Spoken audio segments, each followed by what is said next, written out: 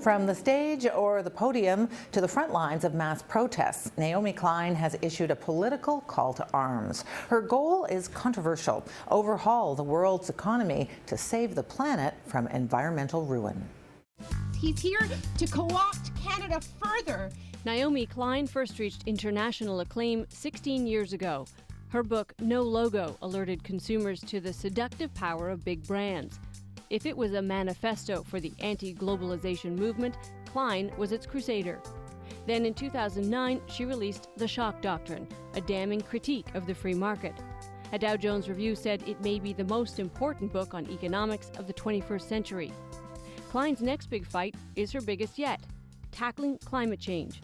Her book, This Changes Everything, argues it's capitalism that's killing the planet and that it's time for a new economic model. According to Klein, she knew her voice would become a force for change after writing No Logo.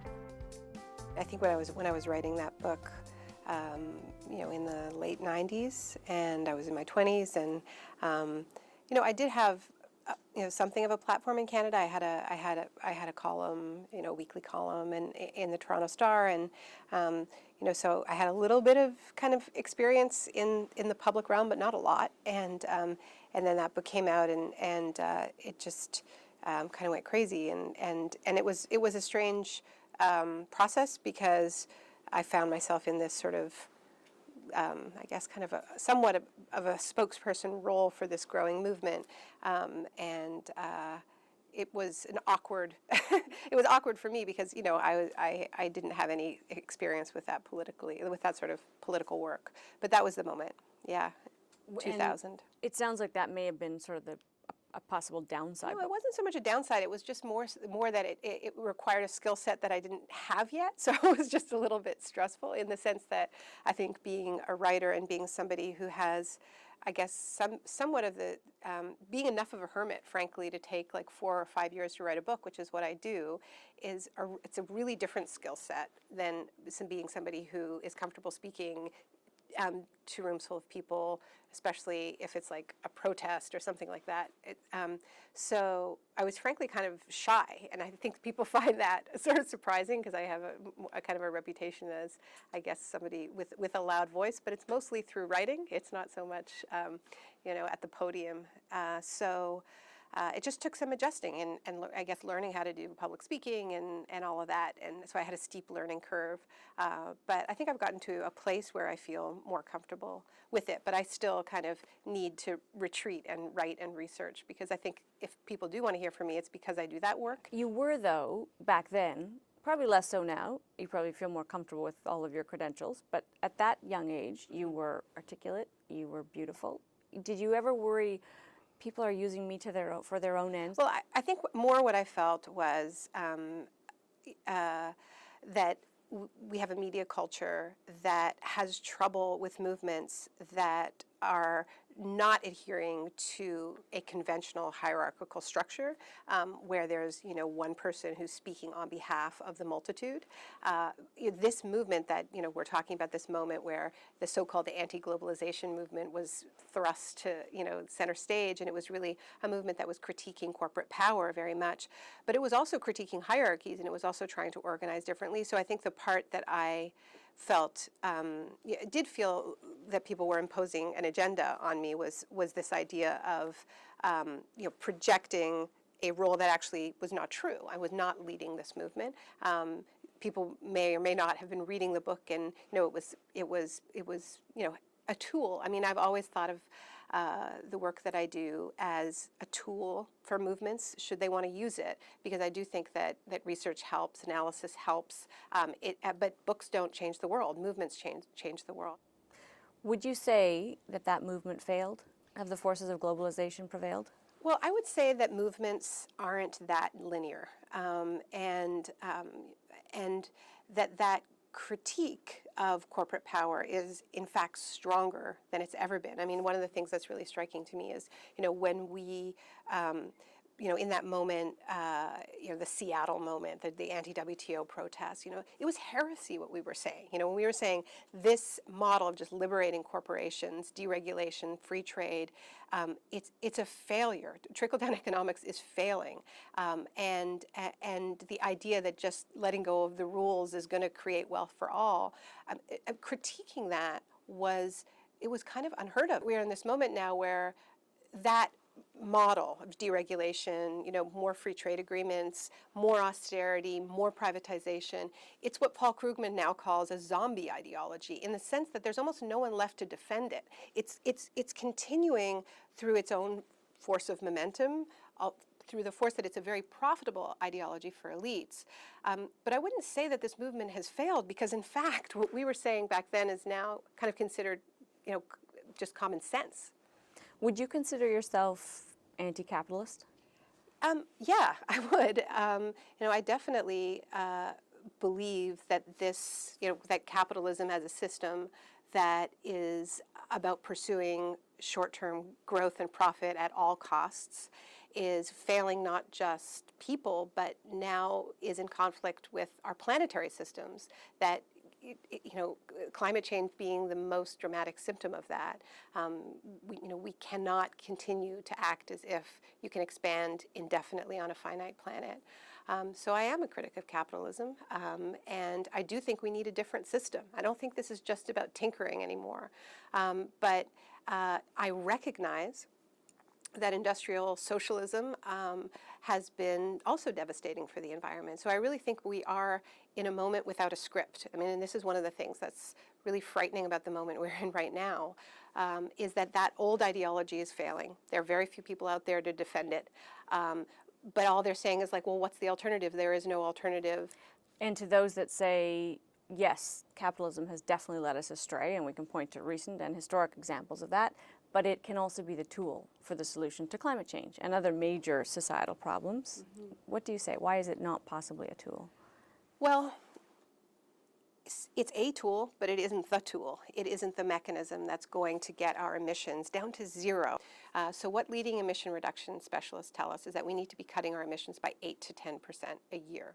Now, there are lots of reports that come out saying, well, it's possible to have green growth. We can keep greening our economy. None of those reports actually wrestle with 8 to 10% emission reductions and how you reconcile that with a growth-based model. There's not an economist on the planet who can tell you how you lower emissions that deeply within that model. But if we just step back and go, great, capitalism's working, let's just relax, then we are in huge trouble, because capitalism is capable of doing a lot of things simultaneously. We can have a booming market in renewable energy. There can be lots of green billionaires getting very rich. We can also continue to dig up fossil fuels at a rate that is totally incompatible with safe degrees of warming. And at the same time, we'll create lots of business opportunities in cleaning up after disasters and privatizing and the rest of it, which is what my last book, The Shock Doctrine, is about. So capitalism is resilient. It can do all of this at once, and we can't confuse the reality of a green market, which there is. There are people making money from green products and green energy, with capitalism solving this problem for us. And I think that idea that we could just, have cap and trade and have, the right incentives in place, and then we could just relax is frankly one of the things that has taken us to this place.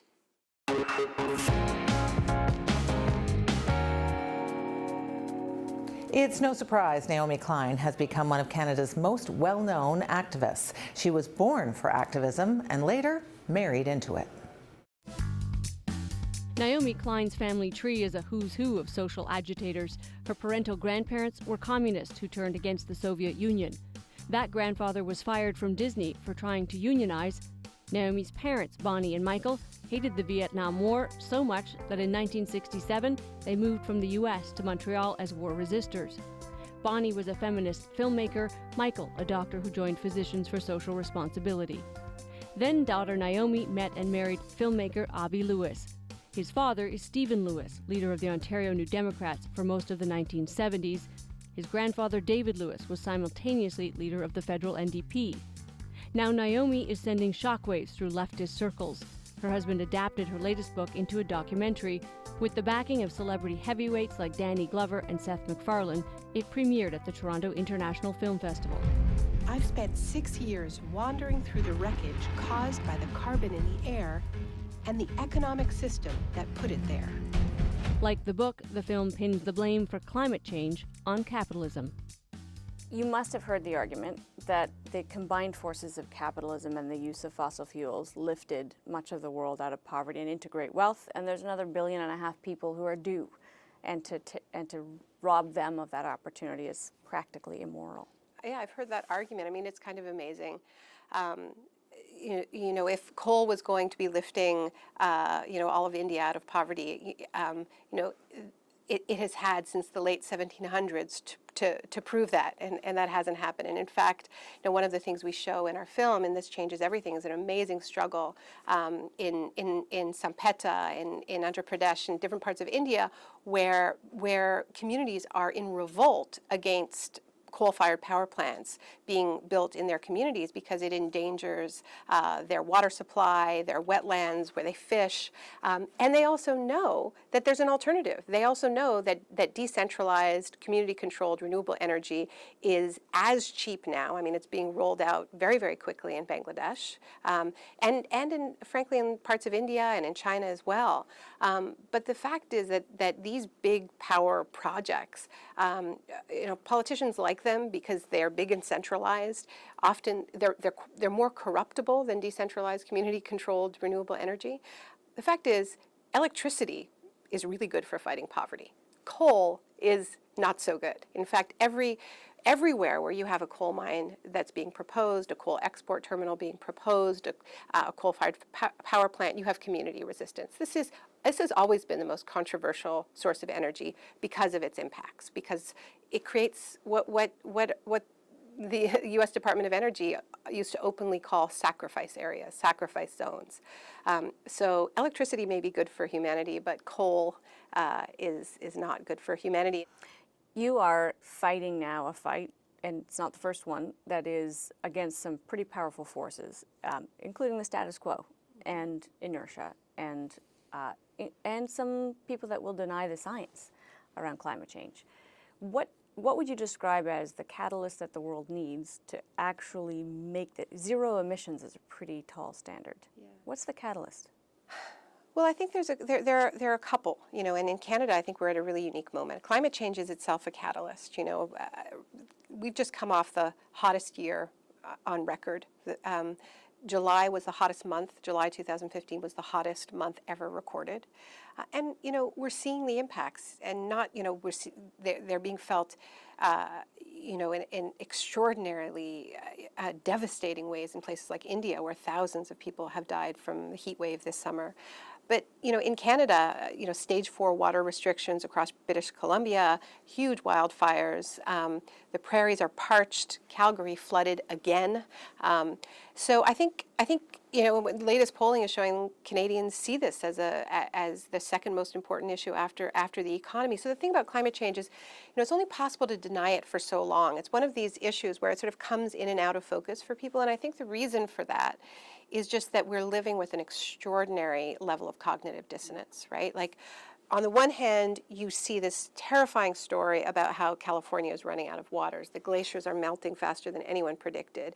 We should be acting like that's an emergency, yet everything else in our culture is sending us the opposite message. Buy more, consume more. We're going to go to commercial. People are going to be told to consume more.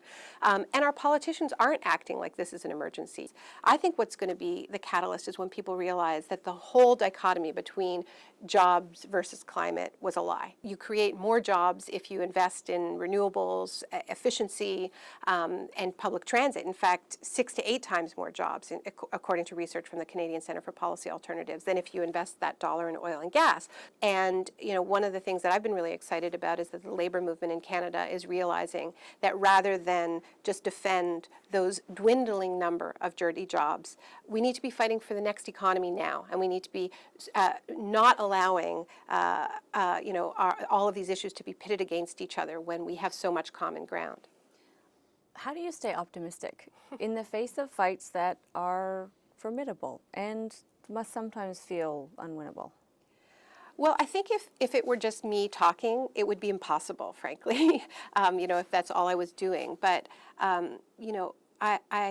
the research that went into writing the book, and as people will see in the film that goes with it, because the film takes you to the communities. One of the things I just love about this film is that it's shot so beautifully. I should say it is not my film. It's directed by, my husband, Avi Lewis, with an incredible team. We did it in parallel. I was writing the book and Avi was making the film.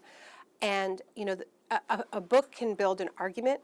It can marshal facts. I have 70 pages of footnotes, but it can't do what a film can do, which is take you there, which is meet the people and see the land. I mean, as a writer, when Avi and I work together, we have these tensions because, writing is so low tech, and I just go in with my notebook or my little recorder and I'm ready to go. Avi and the crew would be doing these elaborate setup shots, and they had a drone and they were doing aerials and they were doing this. It's like, come on, guys, can we move? But now when I see the film, what I realize that what is so powerful about it is that you see what's at stake. It's not just that you get the aerials of the tar sands that shocks everybody, right? It's also that you see land that has not been destroyed, that people are fighting for, and you see why they're fighting, right? I have a line in the book from this amazing rancher in Montana named Alexis Bonagovsky, and she says, "What in the end will save this place is not the hatred of the coal companies or anger, but love will save this place." And I call one of the chapters is called "Love Will Save This Place." But the thing is when you meet Alexis and in person, and you hear her voice crack when she says it, and you see the land that people are fighting for, it's completely different. So that's what keeps me hopeful. I spend time with people who inspire the hell out of me. Things are changing. They're not changing fast enough, but I'm inspired by how much people are acting. All right, we've got to leave it there. We appreciate your time. Thank you so much, Amanda.